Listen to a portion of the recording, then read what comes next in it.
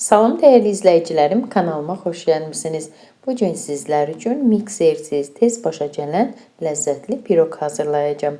Əmin olun xanımlar, bu resepti siz də çox bəyənəcəksiniz. Həm asandır, həm də çox dadlı.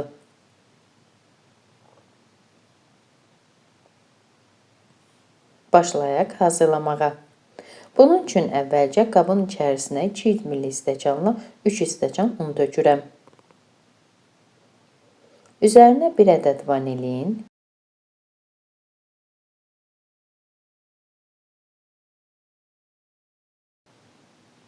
1 cimdik duz və stəkan yarım şəkər tozu əlavə edib quru ərzaqları qarışdırıram.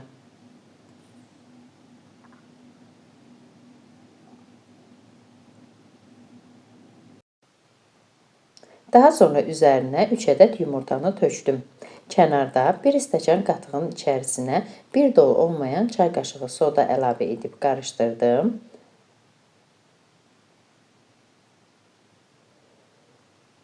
Yumurtanın üzərinə tökürəm və yarım stəkan duru yağ əlavə edirəm. Daha sonra bütün ərzaqları qaşıqla yaxşıca qarışdırıram.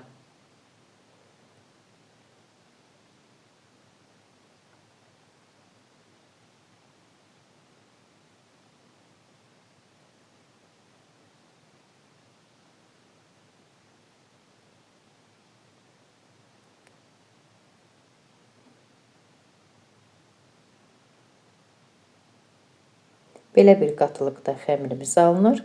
Soba listini əvvəlcədən duru yağla yağlayıram və alınan xəmiri soba listinin içərisinə töküb qaşıqla hər tərəfinə gələcək şəkildə yayıram.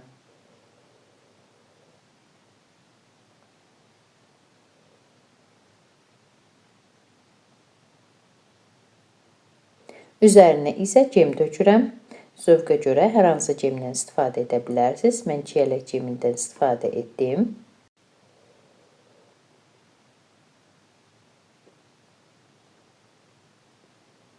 İndi isə çöpdən istifadə edərək cemi xəmirlə qarışdırıram.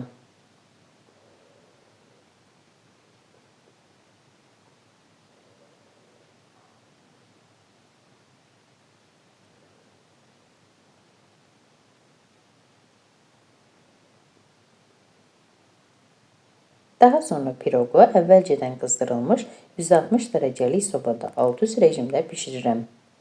Artıq mənim piroqum bişib hazırdır. Soyduqdan sonra isə kəsib süfrəyə təqdim edirəm. Görünüşü də, dadı da olduqca gözəl olan piroq alınır.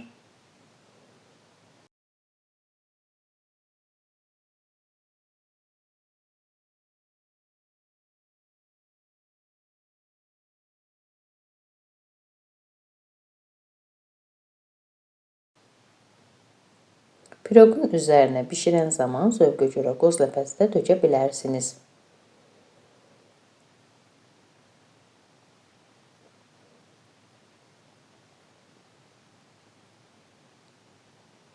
Baxın, çox gözəl qabaran, pambıq kimi yumşaq, dadlı, ləzzətli piroqumuz hazırdır.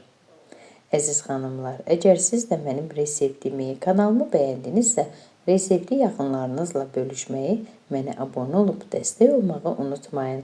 Hazırlayacaq olan hər kəsə nuş olsun. Sağ olun, görüşərik.